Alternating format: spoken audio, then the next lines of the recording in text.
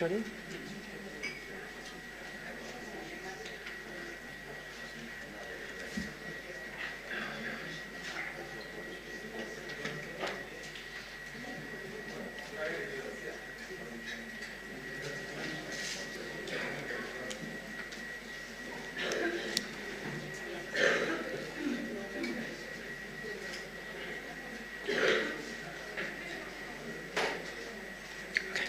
Great. Well, welcome back to the second part of our panel with the ministers and deputy ministers of foreign affairs and one or two other ones. The first half was extremely interesting, and this half promises to be as interesting, if not even more so, and particularly, I think, with our first panelist, Dominika Gawala-Szwarc, who is Foreign Minister of Kosovo. I mean, of course, all foreign ministers are interesting, but some might be, at a particular moment in time, perhaps even more interesting than others. And I think everyone really is waiting to see what you have to say. So over to you. Thank you very much. I hope not to disappoint your expectations. They are high now at this moment. Yes, they're very high.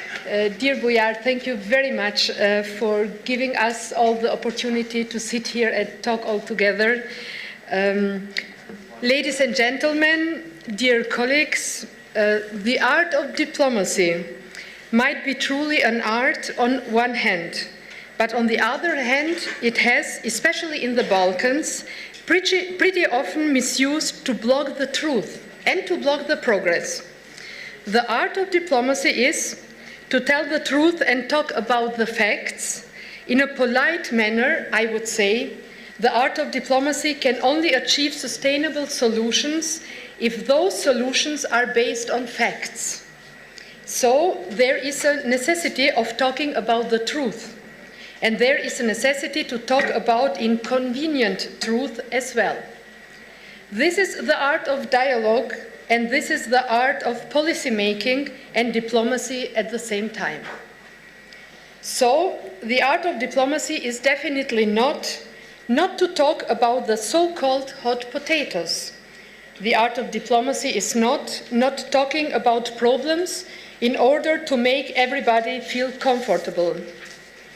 So when we are talking about confidence building here today, we need to address the necessary change of attitudes in the region, because we need to talk more openly among ourselves within the region and also with our partners in the EU.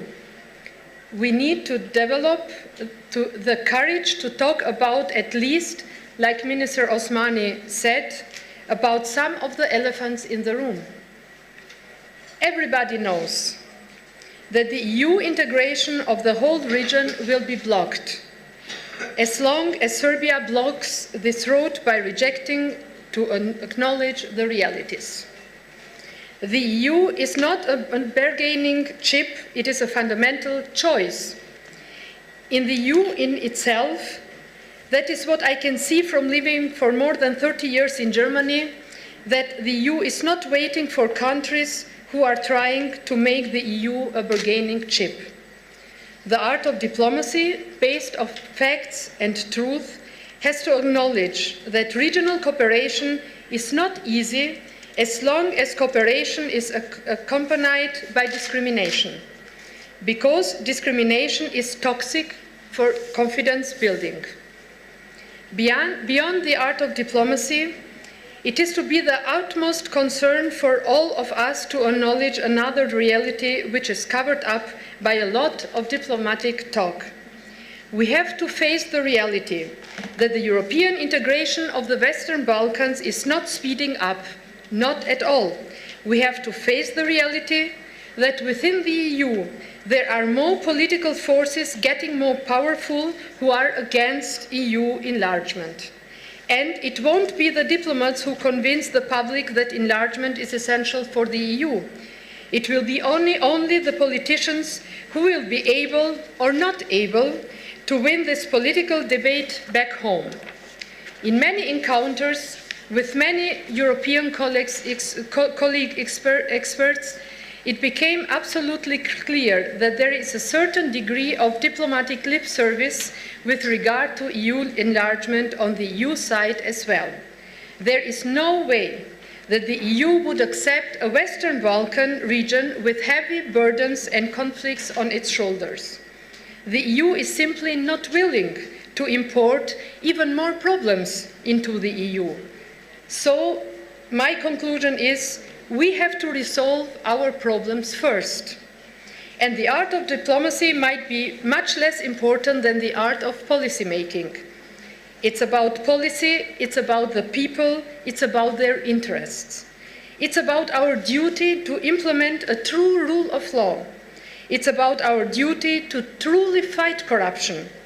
It's about becoming a truly European region, a real candidate which produces confidence by the EU in the irreversibility of this development, and the confidence that European standards and European values are valid.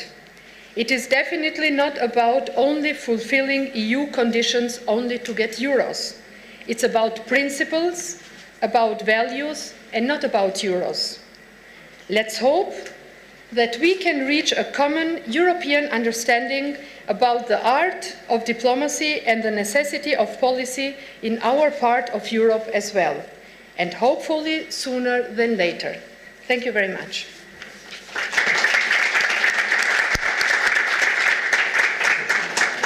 Great. Well, thank you very much for that very clear talk, which was also within the time limit. So that's really good. Thank you. I'm sure if there's time for questions, I'm sure there'll be plenty of questions for you. We're now going to go to Ann Linde, the Foreign Minister of Sweden, who is of course not here. So we're going to be watching a pre-recorded speech from Ms. Linde.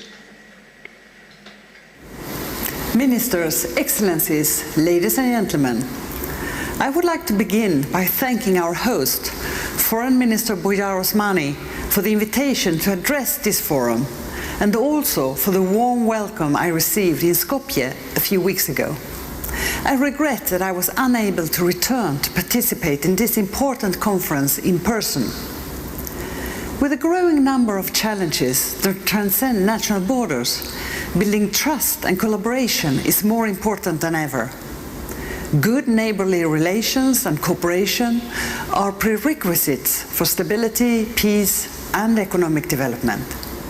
They require constant work and cannot be taken for granted. The Nordic region is one example of this. The COVID-19 pandemic has demonstrated the necessity of both regional and global cooperation. Sweden is very pleased that the EU has mobilized substantial support to the Western Balkans to deal with the pandemic. The support includes medical equipment, health and emergency assistance, vaccine doses and financial support. In addition, both the EU and Sweden have contributed substantially to global vaccine distribution through COVAX, vaccines which are also being delivered to the Western Balkans. The countries of the Western Balkans face challenges in similar areas. They all need to continue to reform their strength and democracy, the rule of law and gender equality, and to promote green and sustainable economic development. These challenges can be addressed more effectively through cooperation and by sharing experiences. I firmly believe that sustainable solutions to the challenges our societies face need collaboration and the inclusive participation of women and youth. Sweden will continue to strongly support regional cooperation, economic development and the EU integration of the Western Balkans, including through our development cooperation. Initiatives such as the Berlin Process and the Prespa Forum Dialogue and regional organizations like the Regional Cooperation Council contribute to strengthening ties between the Western Balkan countries and in Europe. Let me give you some examples of how we can contribute to strengthening these ties. Improving connectivity within the region and with the EU is a key factor for trade, growth and jobs. Cooperation on issues such as energy and the regional roaming agreement makes the region more attractive to businesses and provides clear benefits for people living in the region. Initiatives such as the Common Regional Market could contribute to removing trade barriers and strengthening the economy of the entire region. A vital part of regional cooperation is about bringing people closer together. One important example is youth programs.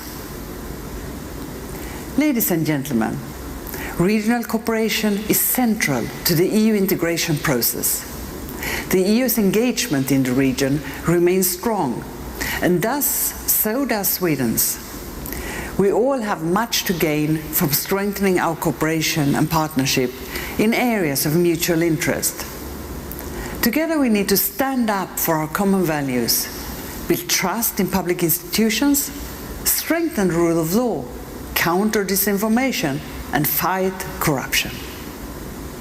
I would like to end by saying that I'm very grateful for the excellent meetings we had in Skopje during my recent visit, in my capacity as chairperson in office of the OSCE. As OSCE CIO, I plan to visit as many field missions as possible, including in Southeastern Europe.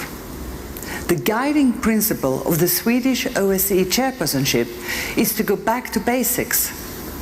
Our emphasis is on the common principles and joint commitments of all 57 OSCE participating states, to defend the European security order and to uphold the unique OSCE concept of comprehensive security. Underpinning the European security order are, of course, international law and the Charter of the United Nations.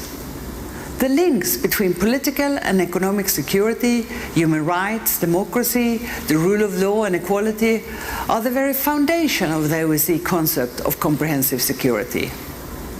As OSCE CIO, I'm committed to advancing the Women, Peace and Security Agenda and the UN Security Council Resolution 1325.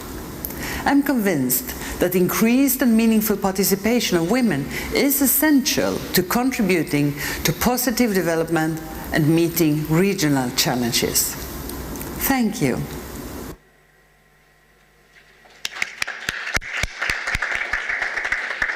Thank you very much. We're now going to Georgia Radulovic, who's the Foreign Minister of Montenegro, and I'm looking forward to hearing what you have to say, because really in no other country of the region, I think, certainly at the moment, is foreign policy, domestic policy, and domestic policy, foreign policy. So over to you. Thank you. Thank you very much for this event, actually. Does it work? Yeah. Okay, thank you. So once again, thank you very much for inviting me and for summoning us to this event. And thank you very much for organizing this, and hope this is going to become a good tradition and the place where we are going to gather all together and to learn something about diplomacy. So I'm very much pleased to be here with the noble aim to help us to strengthen a regional partnership in the Western Balkans, and I'm confident these outcomes coming from this forum might serve as a springboard for our closer cooperation and for achieving our, let's call it, roof paradigm of our foreign policy, which is, in my humble opinion, European integration. Montenegro has always supported and will continue to promote regional cooperation. And just for the sake of the facts, regional cooperation is a key tenet of our foreign policy besides NATO and European integration. And again, for the sake of the facts, we've been participating in more than 30 regional initiatives.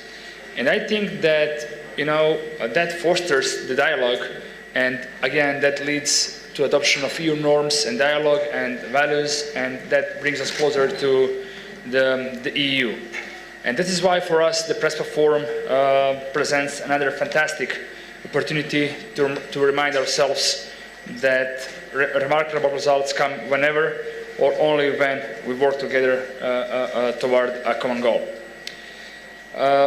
Over the past years, let's not be modest, Western Balkans has indeed been a region of several remarkable stories. Montenegro and North Macedonia became NATO members. Likewise, NATO approved MAP for Bosnia and Herzegovina. EU Special Representative Miro Lajčák and US Matt Palmer, they started joining their efforts, just to foster dialogue in our region, and many more things. But just let's talk about, a little bit less for a time, just for a second, a little bit less about diplomacy and more about life. Thanks to the mutual support provided by the EU and NATO, we managed to curb pandemic and put it under control. And in our darkest hours, as Winston Churchill would say, EU and NATO were partners that jumped in and helped us to mitigate the detrimental effects of the crisis. But again, I have to be frank and to say that not just EU and NATO jumped in, but likewise, the region itself jumped in. And now I'm here referring to a generous help of Croatia and Serbia that helped us again in the darkest hour, helping us to curb pandemic and to fight for every indeed battle alive. So I think that in our case, every life matters. And allow me to be not blunt and maybe not diplomatic, but if you are a country of 0.6 million people, for the sake of facts, less than Skopje, every life matters even more. So I think that good neighborly policies, they brought the progress to our societies. And speaking of the position of my government, we adhere to the zero problem doctrine in our foreign policy. And I hope that partially I'm going to respond to your just initial hint, and which means that our commitment to resolve all open issues in the dialogue with all our neighbors. And that's why it's important to be here and to learn about dialogue and to foster the dialogue itself. Being a citizen of my country, I'm very much proud of the fact that we managed as a country to preserve our most precious value, multicultural and multiconfessional harmony, and we would like to be an example for the region and to the region how living together in diversity might be a successful story. And I think that these efforts finally pay off, because just yesterday we had so-called B6 informal meeting launched by our dear host, Mr. Osmani, and just for the sake of the facts, again, we haven't been summoned by anyone. Besides our dear and affable host. So it says that we've been learning about dialogue, and we as a region, we can move forward only if we, put the emphasis and accent on things that, somehow tether us rather than divide us. Also, speaking of successful stories pertaining to the region, it goes without saying that we all have to applaud Macedonia for what it has done. Now I'm referring to this historical Prespa agreement, and likewise I'm referring to this agreement with the Republic of Bulgaria. And I hope that again this is going to be another wind in your canvas when it comes to European integration. That their ship is going to sail much faster towards the EU. And speaking of the enlargement, it has to be mentioned that, as I said, EU is the first and last word of Montenegro's foreign policy, again, besides NATO and besides good neighborly relations. And I'm proud to say that, we as a country, we are at the vanguard of this process. But you know what, my friend? It doesn't matter who passed first the post. It's of the paramount importance that nobody is left behind. Because if we are talking about jigsaws and puzzles, this picture there is not going to be completed without every and each country. So that's why we hope that just North Macedonia and Albania will finally receive a consent and to commence its accession talks. And I'm very much proud of the fact that on 22nd of June we had first IGC. We received some promising messages, and also we hope that Serbia will start opening other clusters, and likewise that we will start closing some clusters, and that Kosovo will get visa liberalization. That's something that's been lingering for a while, frankly speaking. I would like to mention, just as my maybe final punchline, that we have to think we have to nurture pro-European thinking. That's, I mean, first phase and last phase of our EU integration. If we change our mindset, that it's less important when we are going to pass this post. So I'm confident that this forum is going to provide us a new idea how to come there, where we set off. And just again, as the title of this topic says, missing puzzle. Indeed, and sometimes the whole beautiful, mesmerizing picture, hiding behind the jigsaw, is not going to be revealed in front of your eyes if every single puzzle is not put into place. Great. And I think that there, and speaking of the places, there is no other doubt that, speaking on behalf of Montenegro, and allow me to say on behalf of Western Balkans, we belong historically, geographically, culturally, and in the terms of values in this picture. Thank you very much. Great. I think there's going to be lots of questions. I hope that if there's time, that there'll be time for questions, because I think there's all sorts of coded messages there. But thank you very much. We're now on to Gordan Grlić Radman. You're the Foreign Minister of Croatia, and people in Croatia must be very happy to have sort of got into the EU on time. I mean. Do you think it's more difficult to get into the EU now than when you did everything? Just a short answer, yes, we are very happy to be a member of the But is it European more Union. difficult now? I mean, or is it everything is the same in terms of what you have to do? Is the political climate more difficult? Anyway, just a quick question before you begin your interjection. Actually, on days today, we celebrate 8 years of our membership of the European Union. And having this in mind, that what actually happened after the dissolution of the former Yugoslavia and the tragedies, so we even today do feel, however, we would like to overcome actually the past and to build on a better future. Of course, this very good slogan through dialogue, but first of all, to start with, we should just to respect each other.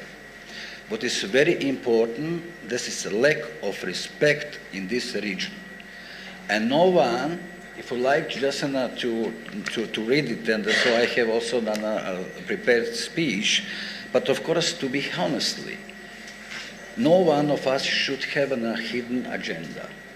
We should just to respect reality. But actually, what is respect? Reality, if we have a different approach, if we have a disagreement on such very important issues and so on. But first of all, start with this very nice, actually, I would like to express also my gratitude to my good colleague and friend, Bujar Osmani, for having invited me to this beautiful place, and it reminds me on this beautiful lake on Croatian Adriatic Sea. Had it not been these evergreen trees, but however, it's my fault that so I never before visited Ohrid, but I promised also to Nikola and to you to come again sometimes this year. But of course, speaking on dialogue, so there is a good example, Slovenia and Croatia. So we have, for example, some disputes, but we are strongly engaged in the solving that. We could be really on a good European story. Recently, I attended the V4 plus Croatia, Slovenia, nominately Slovenia, and the countries of the Western Balkans, although I don't like this term Western Balkans, if there is neither politically nor geographically correct, if there is Western ways, it's an Eastern parties for us, much better Southeast Europe. And I was asked by Anže Logar, the Slovenian minister, who was not able to come, just to present their EU presidency. And I think so there is a trust in this regards, and I'm very, very proud to say it. So respect, first of all, respect on the identity, culture, language, history, and so on. And I think there is a step forward in solving our problems. And so you know that the Balkans produce more history than every country in the world. But however, the people are the same. If you just compare, I was recently visited for the first time Pristina, Kosovo, and I was impressed with the high-ranking official. They are pro-European oriented, also minister and colleagues there, and so just when it comes to the visa liberation, I fully also agreed with my colleagues in the European Union. But the order is important. Should be just to support what is actually a priority: dialogue between Pristina and Belgrade, and then visa liberalization. I would say that I think so it could go on in parallel. Just to abolish this regime, so visa liberalization for Kosovo could relax a dialogue between Pristina and Belgrade. Of course, Croatia was among the others to recognize the independence of Kosovo, but of course it's up to the countries among the European Union also to do the same, but it's up to them, of course. But if you like to have a European approach, we should just to act unanimously and to have a final solution. But how to have a final solution if you are not actually recognized this reality? Of course, I really, as a Croatian minister, I felt a great satisfaction because of the first half of 2020. It was a big challenge for us, and so we took over the EU presidency. Unfortunately, we were forced to adapt us to the new reality and to new ritual method of cooperation and communication. But however, so we succeeded. We also had a devastating earthquake in Zagreb on 22nd of March, so on.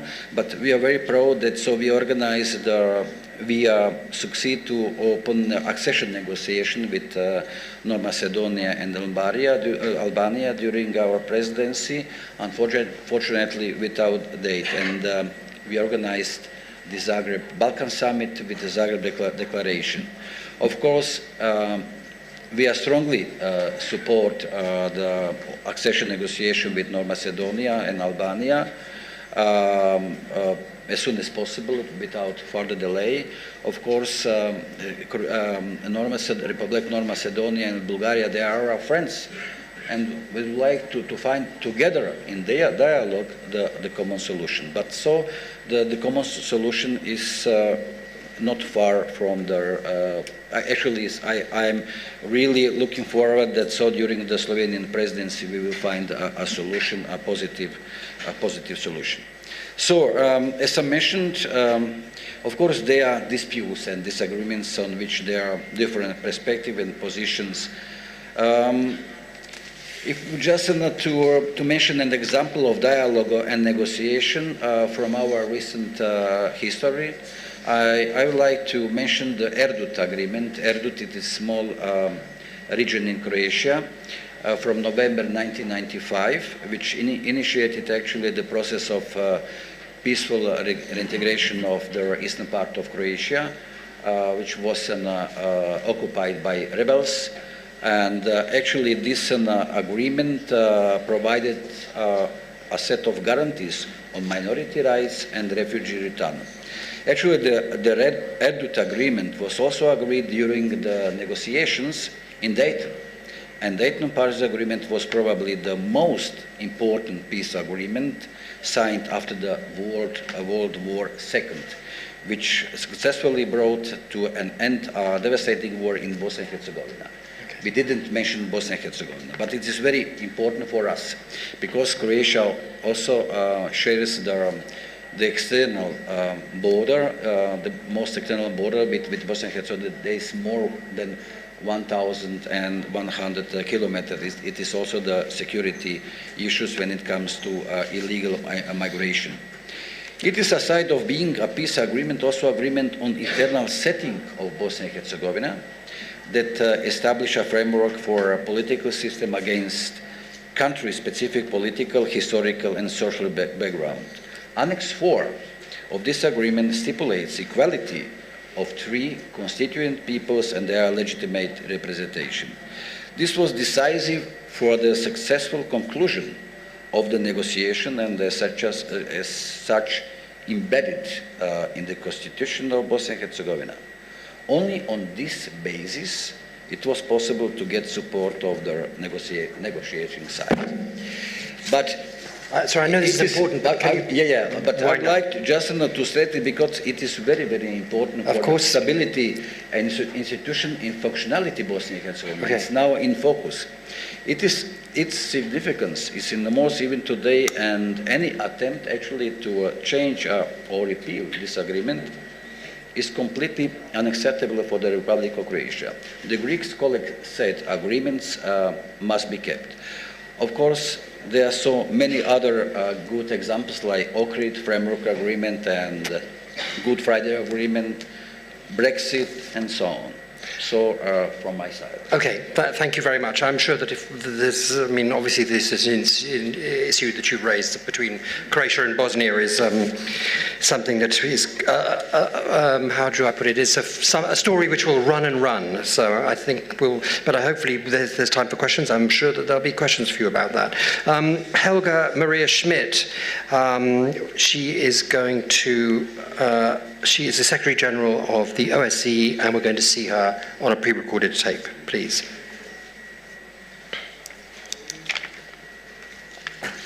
Mr. Chairperson, Ministers, Excellencies, ladies and gentlemen, I regret not being able to join you in person, but I'm very glad to have been invited to speak at the Prespa Forum Dialogue. My thanks go to the government of the Republic of North Macedonia, who I look forward to working with in 2023 when they become OSCE chair. For me, building confidence between states needs just two things: talk and action. Talk in itself builds confidence. It helps to identify common ground, appreciate each other's perspectives, avoid misunderstandings, and find a way forward. Action is needed to translate that into practical benefits for our citizens. By implementing international commitments, building capacity, or delivering programs. The added value of the OSCE is that it facilitates both talk and action.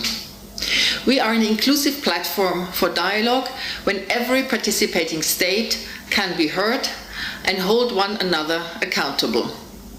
And through our field operations and institutions, we deliver hundreds of projects across our uniquely broad mandate, including here in Southeast Europe.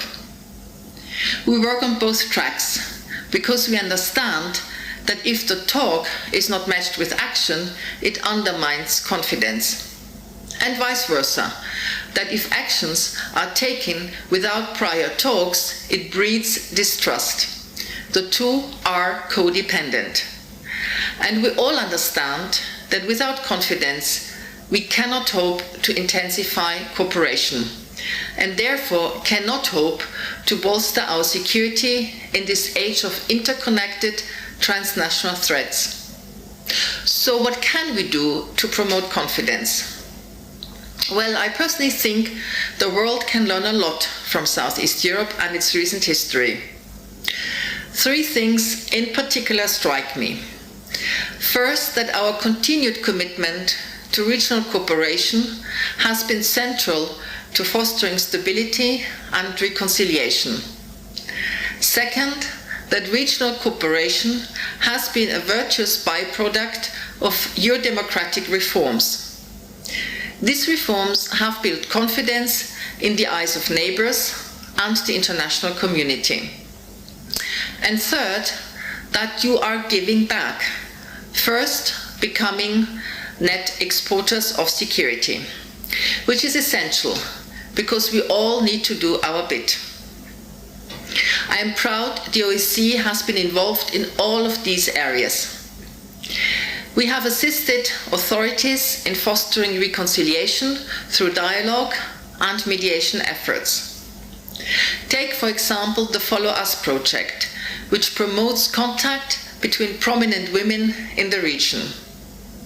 Or the Skopje process, which aims to identify durable solutions for displaced persons and related conditions in the areas of property rights, access to services, security, and personal documentation. We have supported countries in the region with their democratic transition. The Ohrid Framework Agreement not only greatly enhanced social cohesion, inclusion, and representation in democratic processes, it also ensured decades of stability, setting an example for peaceful inter-ethnic relations in the region and beyond. And moreover, as a concrete sign of progress in implementing OSCE commitments, our field operations have gradually phased out their activities where sufficient local capacity has been built. Local stakeholders have assumed more responsibility. The OSCE will continue to support the region however we can, adapting our role and activities to the needs and realities on the ground.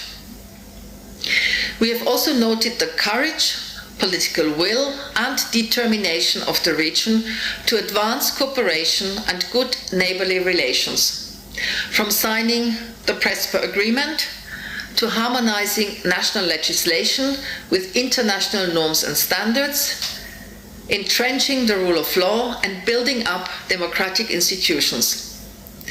The so-called Mini-Schengen Initiative and the signing of a memorandum on the fight against COVID-19 between the leaders of Albania, North Macedonia and Serbia. To the local ownership of numerous regional initiatives, including the Southeast European Cooperation Process, the Regional Cooperation Council and others. And let's not forget the OSCE chairpersonship. I'm really looking forward to working with North Macedonia in 2023, following on from the positive experiences of Albania and Serbia leading our organization.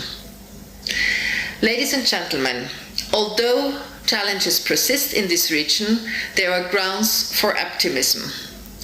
The recent initiatives and bold steps taken by the leaders of these countries to overcome their difficult past are a vivid example of fresh thinking. A regional cooperative response is taking a firm hold, rooted in a strict adherence to international norms and commitments. That approach is building confidence and laying a foundation for a stable and prosperous future for the peoples living here. You are matching talk with action, and the OSCE remains by your side. Thank you so much for your attention.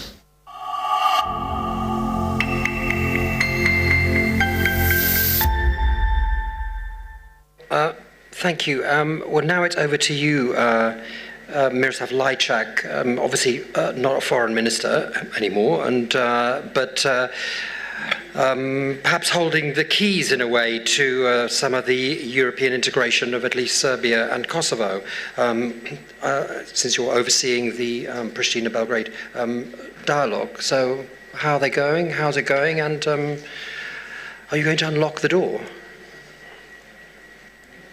Thank you very much, Tim, and dear Minister Osmani, thank you very much for hosting us here in this beautiful area and also for providing the platform to discuss the EU-Western Balkans relations.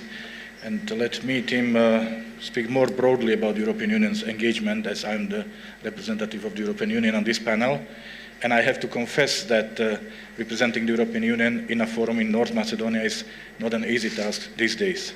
You have shown commitment and you have done a lot of work, and I understand your disappointment that the European Union has not delivered. And I also understand that the European Union's image in the region has been damaged over the past few years. But allow me to look at things from a different angle. North Macedonia and the rest of the Western Balkans share borders with the European Union, and this is not going to change. The European Union will remain engaged in North Macedonia and in the wider region. Our mutual dialogue is stronger than ever. We are engaged with the region because it is in our interest to have an immediate neighborhood that shares our norms and our values, and this is not going to change.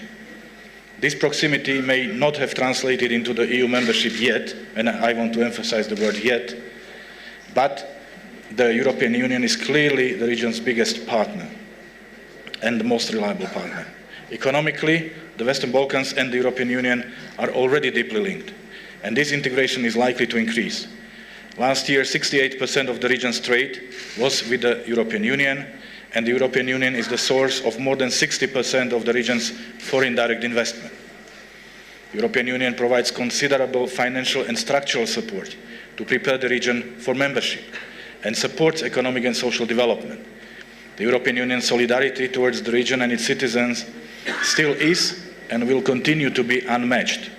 The European Union is by far the first investor, donor, and a trade partner of the region.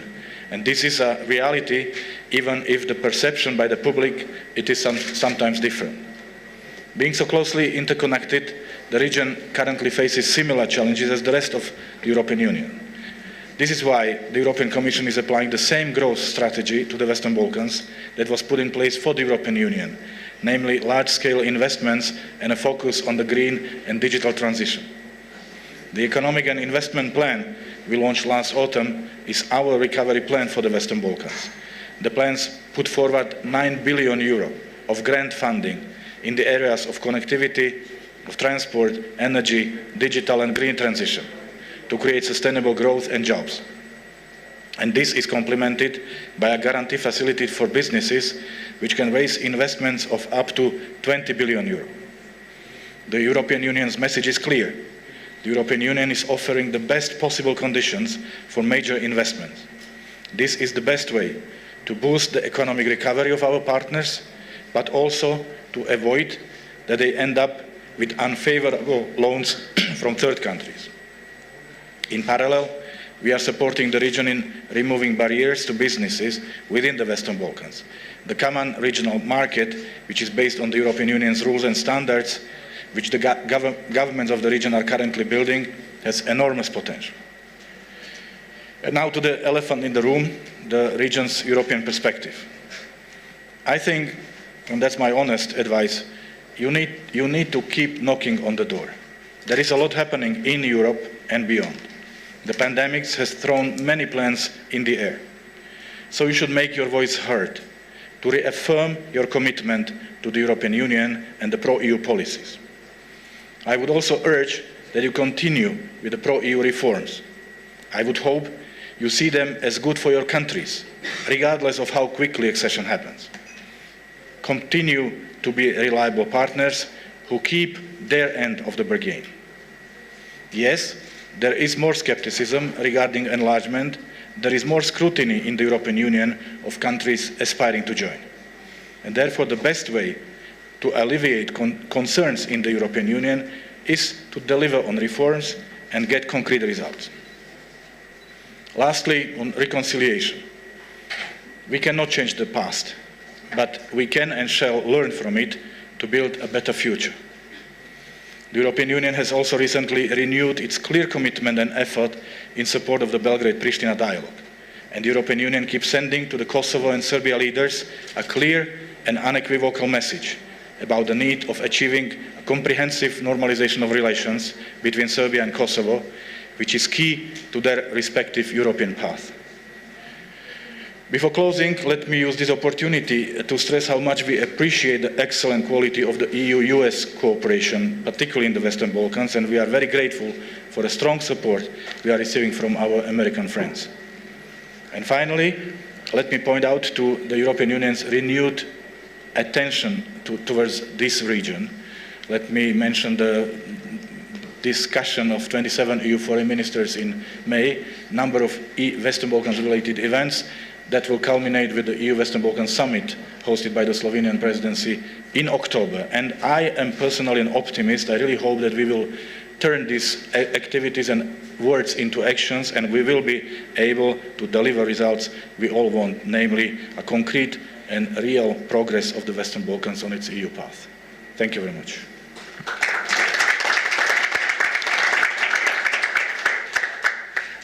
Thank you very much. Aleš Melas, you're the Deputy Foreign Minister of the Czech Republic. Or would you, can you clear this up? Would you prefer to be called Czechia or Czech Republic? This is a kind of problem now. We don't know what to say. Czechia. Czechia, okay. Well, Deputy Foreign Minister of Czechia, over to you. So thank you very much.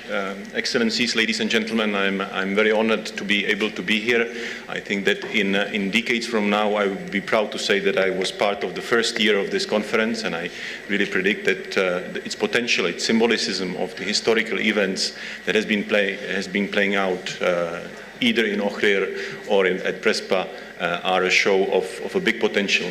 And I think to some extent also the very fact that we have this conference here and that we talk about these sensitive topics is a sort of a clear answer to how to build trust through dialogue. It is indeed this type of events, this type of dialogue that hopefully will contribute to a long-term prosperity and stability of the region, and I would say beyond.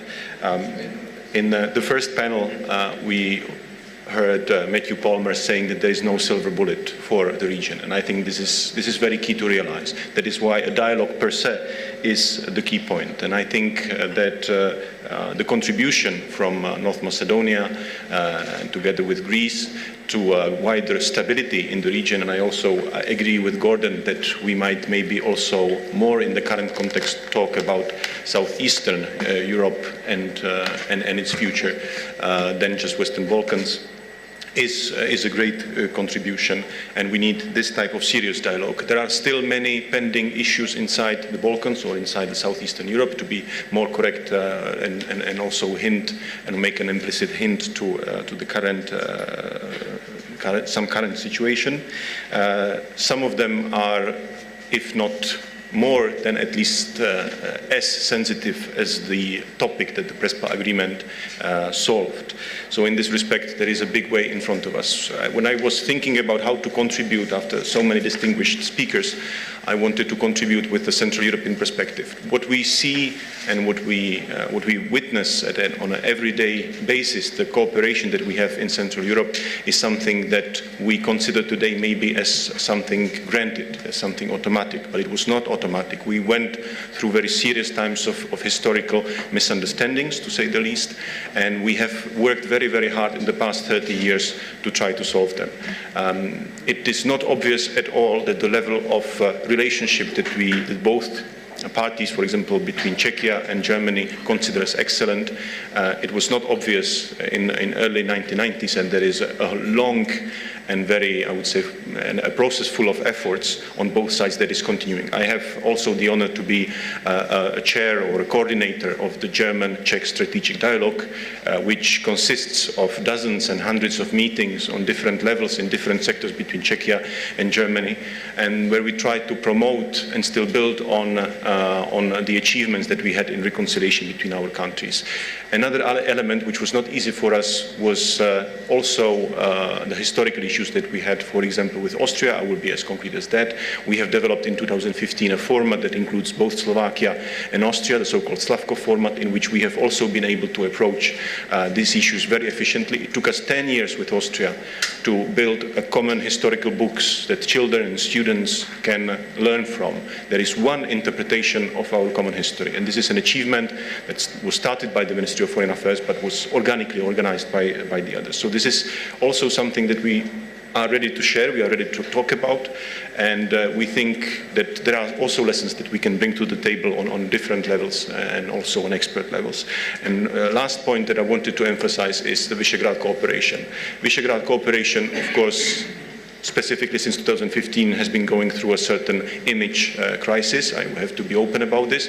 Nevertheless, in terms of regional cooperation, in terms of reconciliation, that was also not obvious in between these four countries. I think it achieved its goals from 1991 and from its founding fathers, be it Mr. Antal, Mr. Havel, or Mr. Lech Walesa.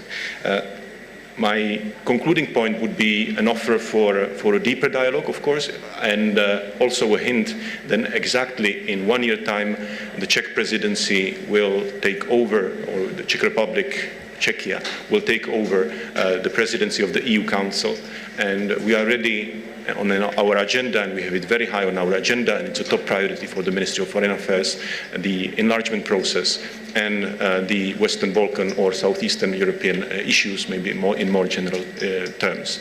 We have also our president, who will be still president by the end of 2022, has also promised to organize a Western Balkan summit in Prague. Of course, this is a preliminary message, but just a signal of how seriously we take this and how we want to contribute, not only as an EU partner, but as I was saying before, as bilateral or regional, with our regional and bilateral experience from Central Europe. There would be a lot of that I would like to say, of course, but I also see that Tim has its duties in terms of keeping. I do. Thank you very much. And of course, there's a lot to learn from your experience, and I'm sure a lot to share with the Western Balkan Six.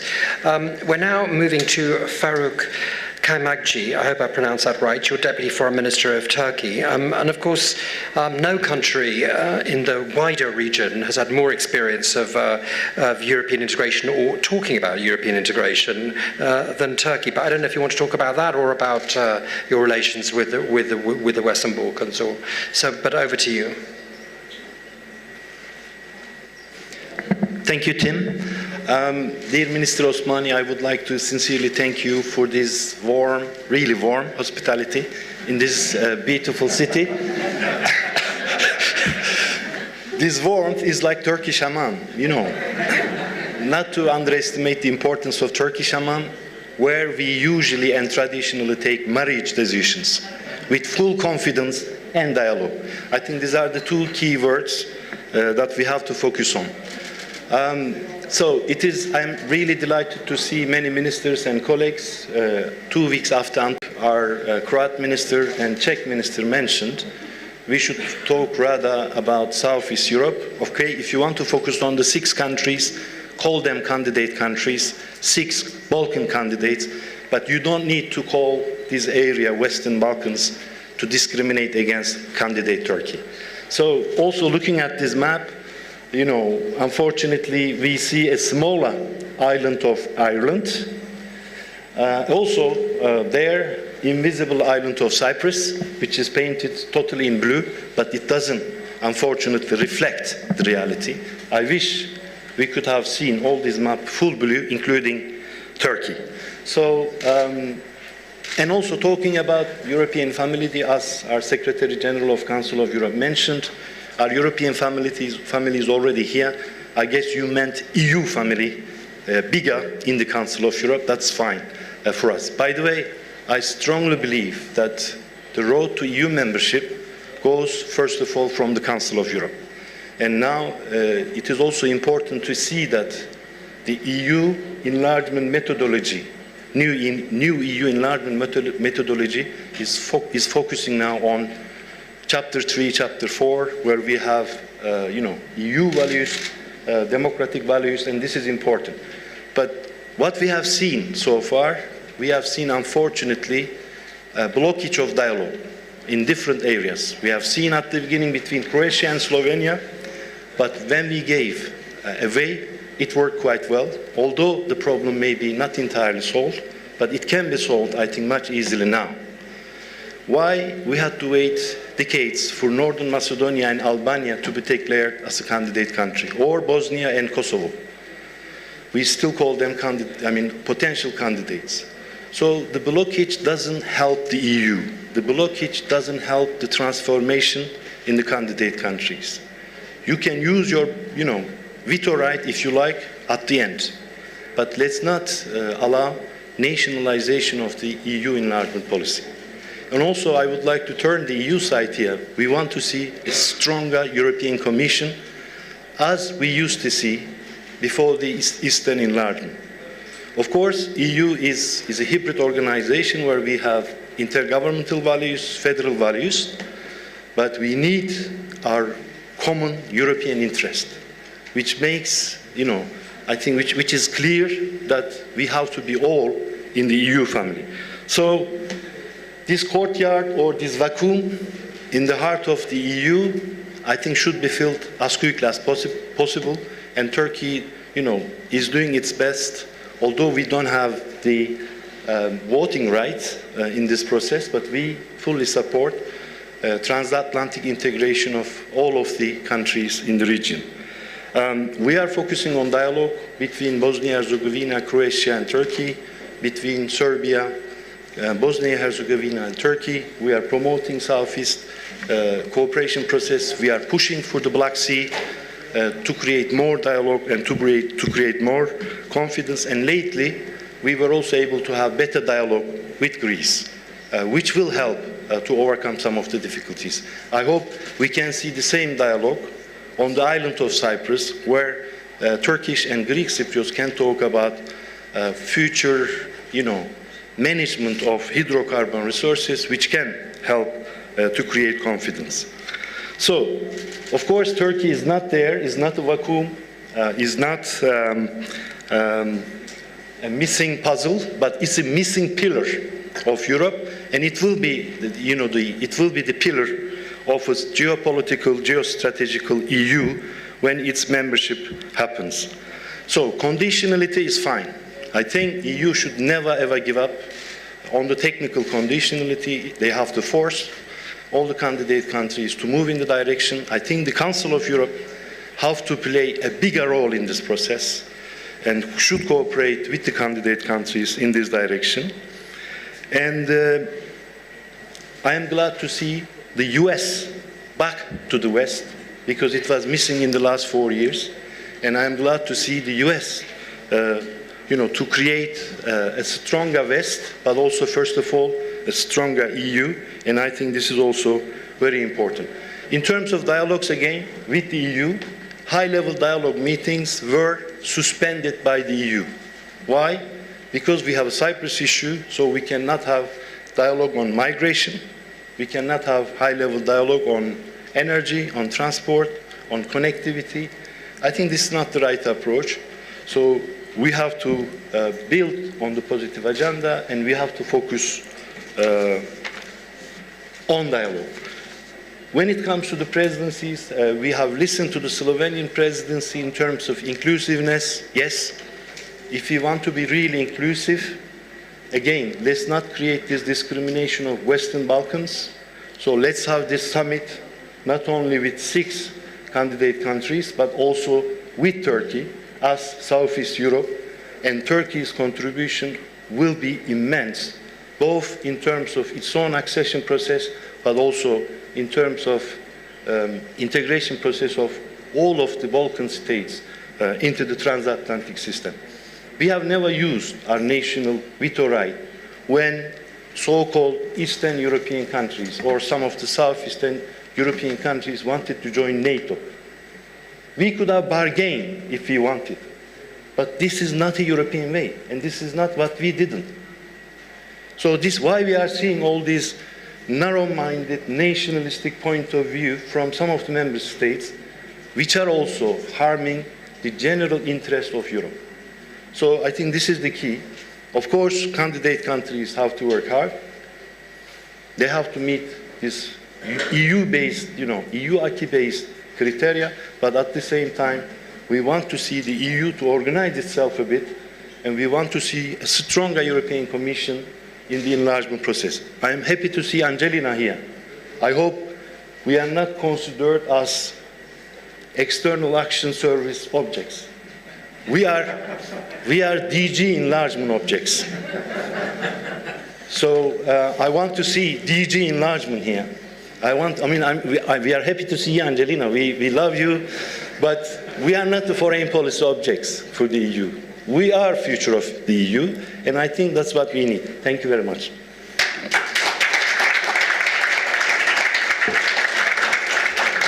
Great. Well, thank you very much. And we come to our last speaker, who is Monsignor Miroslav Waszczowski, Undersecretary for Relations with States from the Vatican. And I understand that term basically translates to Deputy Foreign Minister. As you pointed out yourself, you're the third Miroslav on this panel, so that's something which shows we had really a lot of people. So 3 Miroslavs, but and unlike the other Miroslavs and the other panelists, the foreign policy interests of the Vatican obviously are kind of different, aren't they? Or certainly not traditional in the sense of a state. So over to you. Thank you very much. Actually, Miroslav, it means somebody who is promoting peace. So I'm glad that 3 of us are here, but I think this is a program for everybody here present in this room, and I hope that we will try at least to deliver something in this field.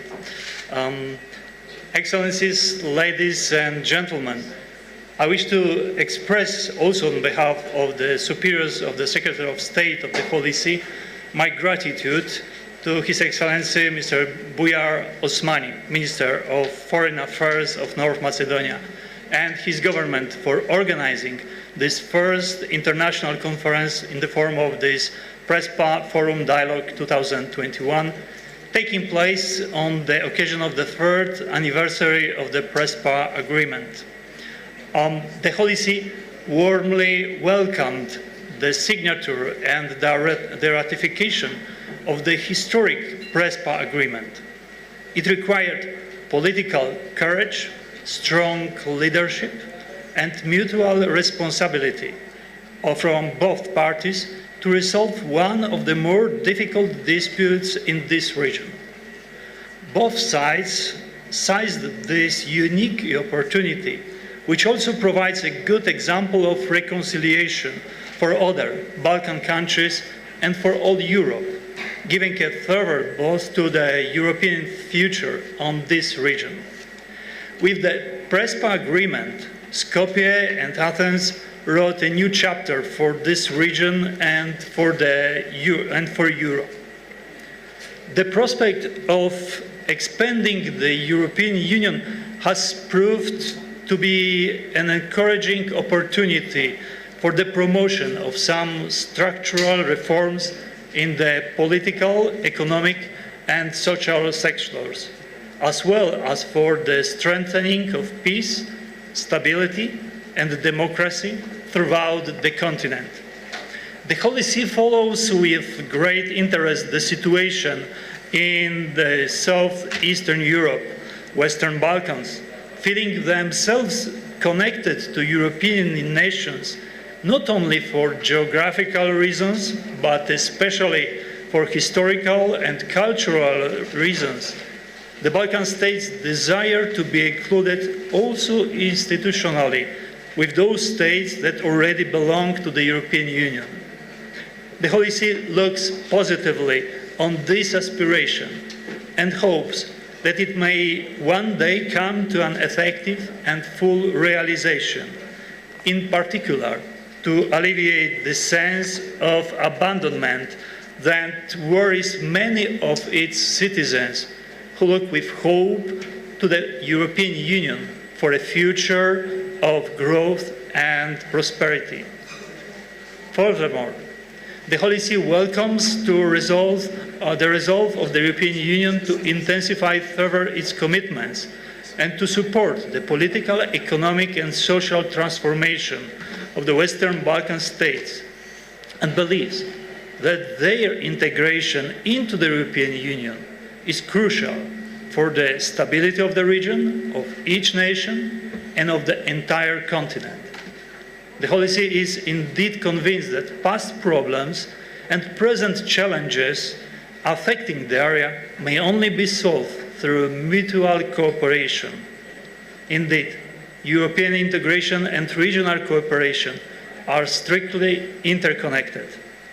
The Holy See encourages all the countries of the region to work together to address all sectors of common interest, seeking good neighborly relations and reaching an authentic and enduring reconciliation.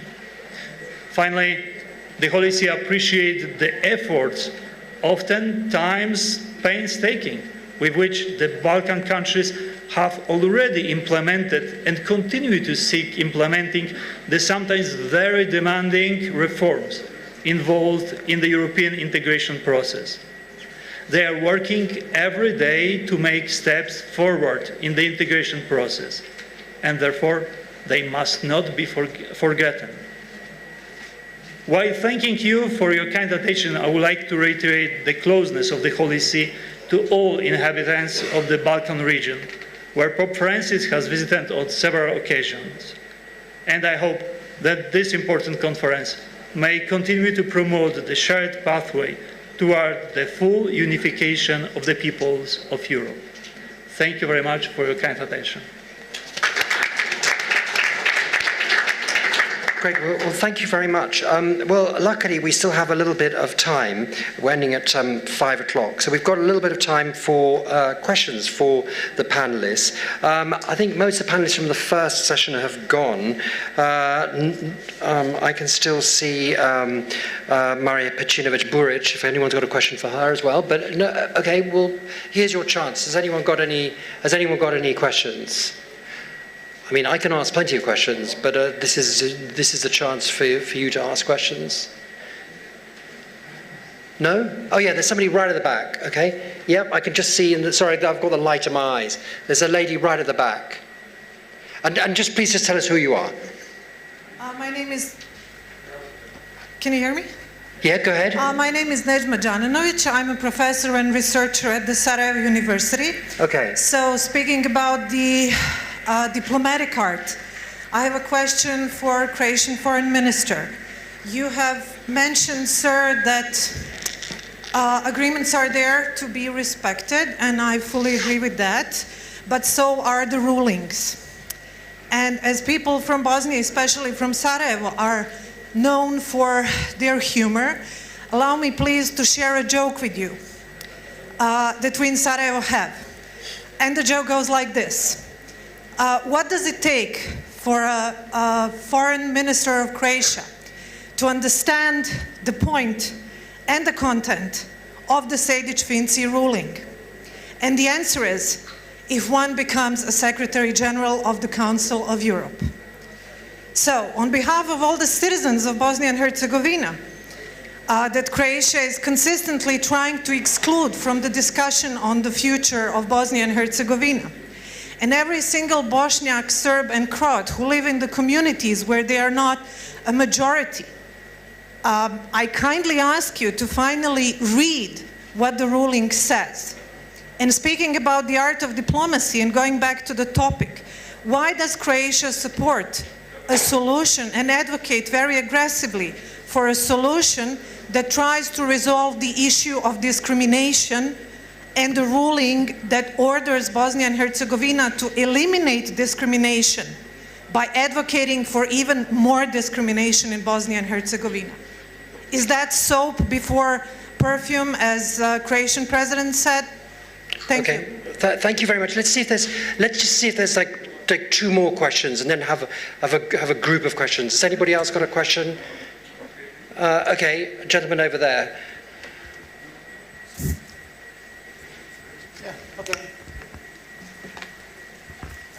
Hi everyone, my name is Paul McGarry. I'm the Ambassador of Ireland to North Macedonia as well as Romania and Moldova. I've just got a slight statement first, which is around the comments about the map. And the Turkish Deputy Foreign Minister mentioned the fact that part of Ireland is no longer part of the European Union, and this is partly because arising from a let's say it was not done through the democratic processes within Northern Ireland itself. So I think every country in Europe, and I know the moderator was talking about the fact that there was a blank space where the UK was. The map of Europe is a very interesting map with a hole in the middle of it where Switzerland is. So it's not a consistent, and it's not consistent anywhere. There are issues all over it, and there are issues that are unresolved. It's 23 years since the Good Friday Agreement, which was mentioned earlier as well on the panel. And the Good Friday Agreement is not a perfect construct, and there are issues around that as well. And there have been negotiations around the Good Friday Agreement that are continuing pretty well to this day. So conflict and history, and actually just the comment on history and history being too much in the Balkans. James Joyce had an excellent line in Ulysses, history is a nightmare from which I'm trying to awake. So history is something that is obviously with us, and it's obviously difficult, and it has resonances to this day all over Europe. My question, just to put this in a question, my question is around the European Union today and its relationship with the Balkans, which is obviously a critical area for the Union. It's a critical area for its credibility. It's a critical area for the in economic terms. So all of these things are really interesting, but where now? What should the European Union expect? Obviously, it will continue to work towards resolving the issues and getting through the next stage in the process and getting to where we all want to be. But what now in the immediate term? What does Europe do immediately in the next 6 months? And what should North Macedonia and Albania do in the next 6 months? Okay, thank you very much. Is there a third one? No? Okay, fine, well, give us a bit of time. Well, there's obviously the EU question, but obviously the first question was obviously for you. I mean, it was a hot topic, so, okay. So I don't see that it's a hot topic. It's a really challenging time, of course, but if there is a dialogue, we should just speak with arguments. And I took your point, the lady from Sarajevo. I was also born in Bosnia and Herzegovina, and I am also double citizens. So I have also to say something about Bosnia and Herzegovina. Of course, it's up to the perception, and perception is actually the subjective reflection actually of their objective reality. Bosnia and Herzegovina, the modern Bosnia and Herzegovina, based on the Dayton-Paris agreement signed in November 1995. But it was the actually result, the outcome of the, of course, the war tragedy. On 29th of February and 1st of March 1992, it was the question of referendum. Are you, for the citizens of Bosnia and Herzegovina, I do remember, are you for the sovereign Bosnia and Herzegovina of Muslims, Serbs, and Croats and other citizens, actually? And I know the results of the outcome of the actually this referendum, and mostly of them in favor of the sovereign Bosnia and Herzegovina were Muslims and Croats. Actually, it is not easy to find a magic stick or magic formula. There are so many similar examples even in Europe, in our vicinity, in our immediate neighborhood. But to understand Bosnia and Herzegovina, it is really a very, it is not easy. But it is a multi-ethnical state, composition of Serbs, Bosniaks, and Croats. And actually, what is actually now the necessary to do to change the election law to avoid or to eliminate any form or discriminations, and to ensure to ensure the equality of the constituent peoples and others.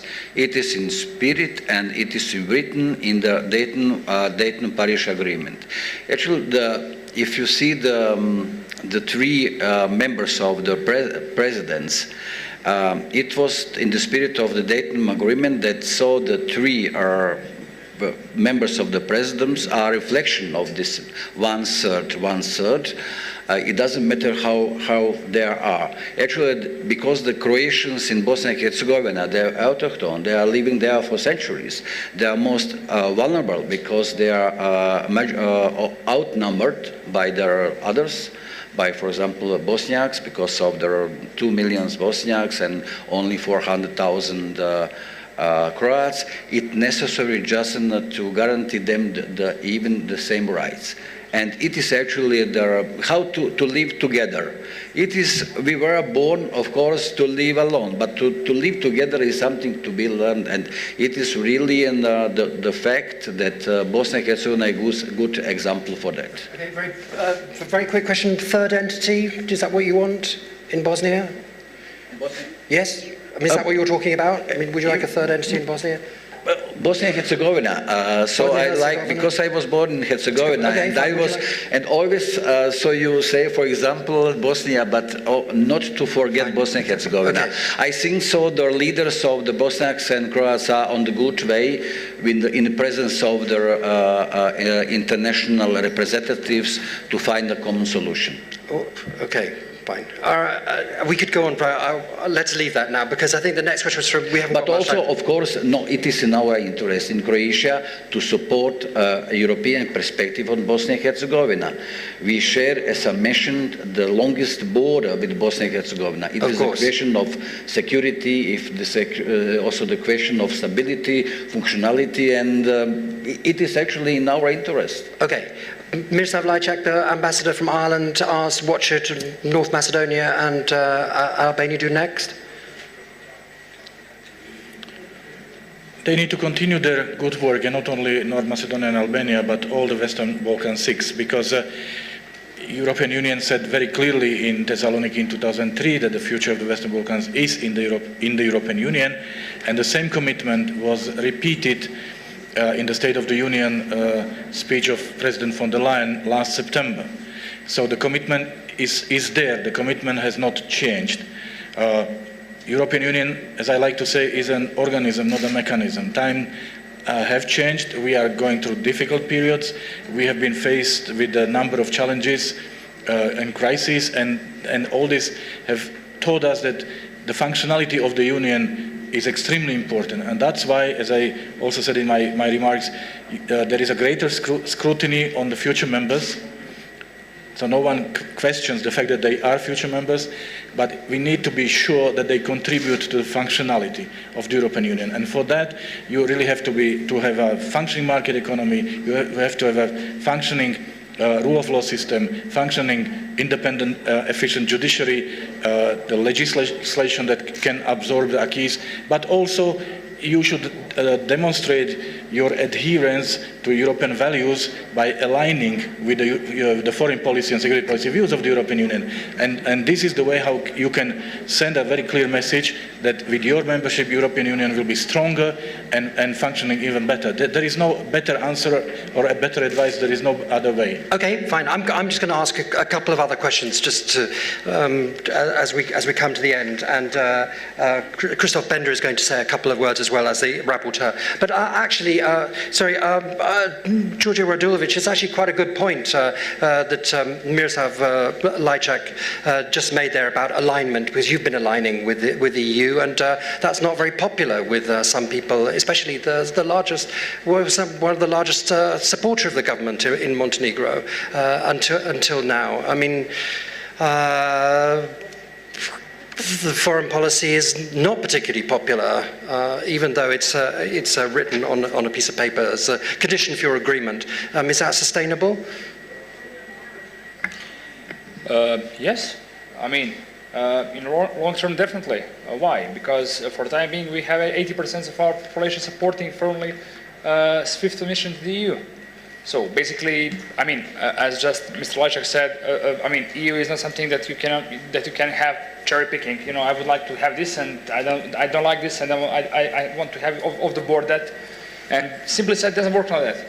You know, basically, you know, if we, you know, would like to be part of the union, in that case, we have to share good and bad on all together with them. So when it comes to common foreign security policy, indeed, yes. I mean, I'm very proud to say that so far we have been having 100% alignment with the common foreign security policy, and somehow it goes along with our NATO membership.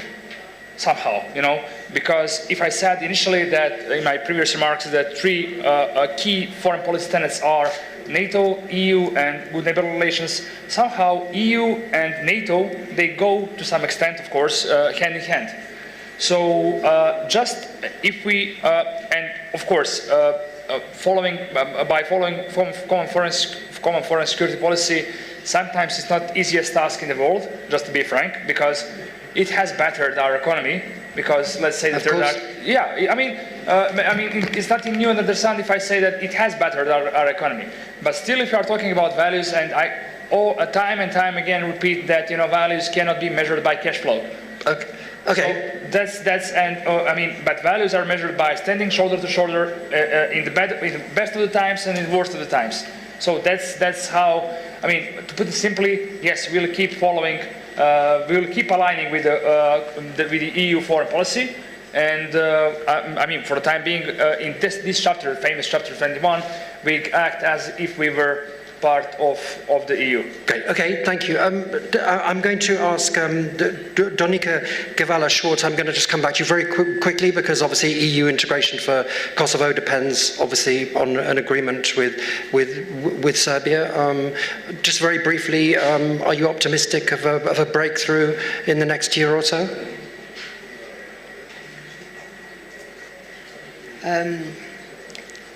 I cannot say you if of today if we have reason to be optimistic or not, because in the next spring we will have presidential campaign in presidential elections in Serbia, and there is a window of opportunity if both sides are decided to find a solution now.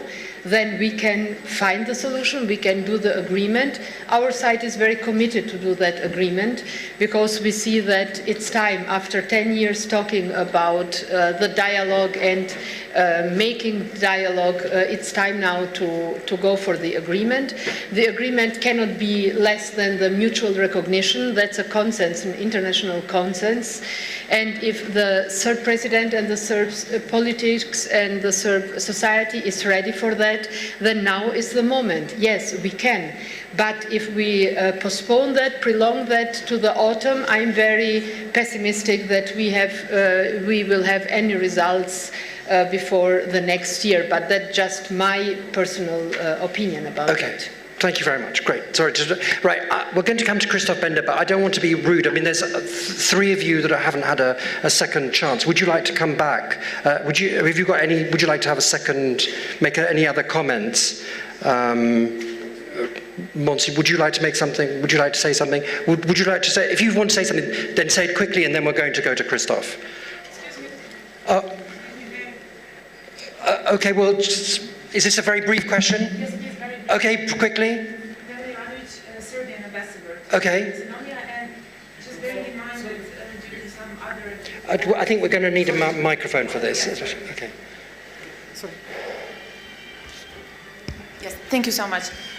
Once again, good afternoon to all. Neven Ivanović, Serbian ambassador to North Macedonia, and bearing in mind that due to some other duties, our Minister for Foreign Affairs, although invited, wouldn't be able to join us here today. Just, I would like to use this opportunity to make a short please short comment, because we're running out of time. Yes, of course, okay. But the Serbia was topic of this discussion as well. So Serbia is also very and strongly devoted at the first place on strengthening regional cooperation and solving all open issues with dialogue, and of course that we will continue to do that in future as well. Speaking about dialogue between Belgrade and Pristina, For the last 8 years, our side also demonstrates a lot of constructiveness, and we intend to do that in the future as well. And I just have to make a short comment.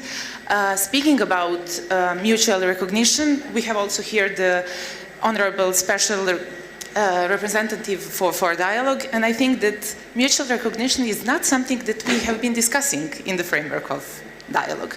In the framework of dialogue, we are discussing about reaching comprehensive agreement of normalization of our relations, and this is something that I would like to stress Okay. once again. Thank you so Well, much. you've made your point. Great. Okay. So you see, it's no reason to be optimistic, you see? Okay. Well, fine. Fortunately, I mean, I would love to go on, but it is 5 o'clock. So you've got a comment just briefly? Just 3 points. Okay, Also, but 3 brief points. Okay. First, I think merit-based accession process should not be blocked. This is important. Okay. And now this is blocked for some countries, as we can see. It includes, Serbia, Montenegro, Albania, Kosovo. I mean, we don't need that. This is not helping. Second, veto right should not be allowed to be used for national interest. This is the key if we talk about a common European family. Third, reforms, reforms, reforms. Okay. Which should be also encouraged by the EU side. Great. Thank you. Hang on a second. Monsignor Wachowski would like to say something quickly. Just 2 small messages. First, never lose hope. And the second one, never give up if you are struggling for a good case. Thank you very much. Okay. So, quickly. Like we did actually, and we would like to have a really good neighborly relations with all of the... I think your microphone's not working. I think it's not working. Your microphone's... Okay, go. Yeah. So, and it is in interest of Croatia to have, of course, good neighborly relations with all of neighbors. We had on last week the 2 IGs with Montenegro and with Serbia. During the Croatian presidency, we opened the last chapter with Montenegro 8, and of course, we would like also to see also progress in Serbia. And when it comes to 23rd and 24th chapters, of course, it is fundamentals. They are fundamentals that means the rule of law and minorities issue and victims of war and so on, of course, but Croatia is ready to support it. So Croatia is ready, of course, to send already also experts there to help you. But so they are not only bilateral topics. It belongs to the also acquis communautaire. And I spoke to your minister that so it is really very necessary to speak with each other on that issue, to build up good neighborly relations, of course. But we support dialogue with Pristina, and dialogue. It's not up to Serbia just in a tour, but I think so. The more or the fast you actually recognize the reality actually in the region, the fast you will be quite so make a big progress in this. But it's up to you. Okay, but we support, of course, generally all it is actually the countries of the Southeastern Europe belongs to the European Union. They are surrounded by others, their member states. And if European Union would show its strength, actually it is our vicinity, our immediate neighborhood. It's actually the strength. It is challenging time for us, for European Union, but of course we are in European Union to have to speak with one voice, and that's actually the outcome, the result. Great. Okay. Solution. Thank you very much. At your disposal, Ministry of Human Minority Rights and Social Dialogue, Organization in Serbia. Here, there, or wherever. For any question. Thank you. Okay. Thank you. Thank you very much. Great. Well, we have a rapporteur, Christoph Bender. That we don't really have much time. So, Christoph, can you get a microphone for Christoph? Or come here. And just what are your what's the 2-3 top points? Your 2-3 top takeaways from this afternoon? Thank you, Tim. Excellencies, dear ladies and gentlemen. So now here the summary of 16 ordinary speeches in 3 minutes. Nothing easier than that. Okay, I will try to shed the three things which come out for me as kind of most striking, or the main takeaways. The first one is, for difficult regional or bilateral disputes to be settled, this requires visionary political leaders with courage, who are prepared to take political risks and invest serious political capital. But it also takes a good reason to take political risks. Or to put it differently, an opportunity to be seized. A lot of you have been talking about such cases, the Ohrid Framework Agreement, the Prespa Agreement.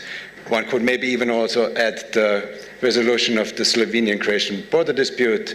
In all these cases, there were courageous political leaders who took political risks. But there was also always an opportunity. Yeah.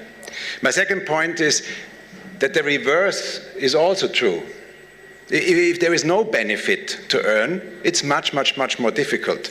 As we have seen now here also, Serbia and Kosovo is the very, very clear example of this. Yeah? Or to put it differently, Miroslav Lajčak's job would be much, much easier if both Kosovo and Serbia would be fully in this accession process, would have just another 2 or 3 years until full membership, and the relation between Kosovo and Serbia would be just one of the few remaining issues to be resolved. But unfortunately, we are really far away from that.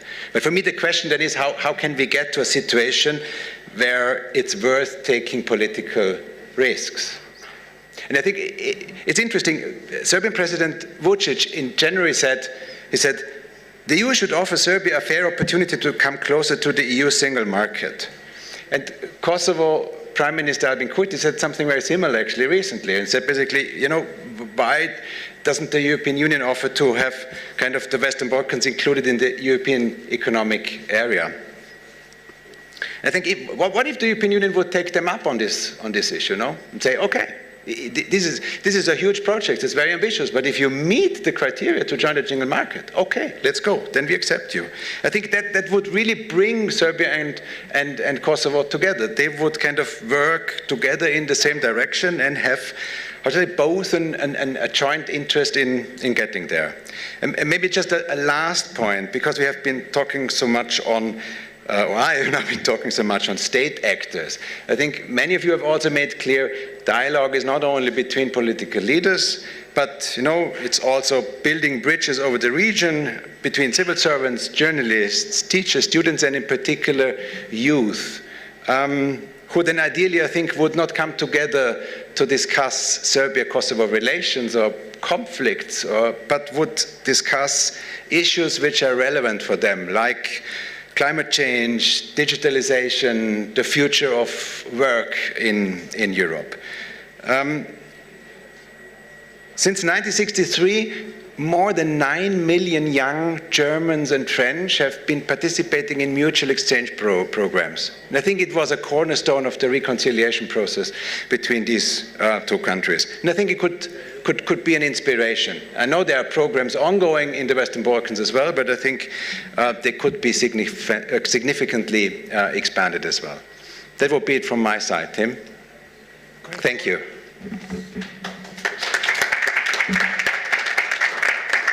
Thank you very much indeed. That was really a mammoth panel, if you think we started at 2 o'clock. Well, I would like to say thank you, first of all, to my panelists. That was very interesting.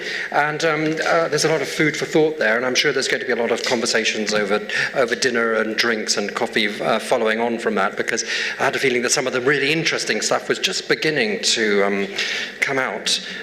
So there's obviously plenty more to talk about this evening and tomorrow. And of course, I don't know if he's still here, but if he's not still here, I want to say thank you very much once again to our host, Bujar Osmani, for organising this and for hosting us here in this beautiful place. And thank you very much indeed. Oh yeah, great. Thank you. Everything's okay, huh? Yeah.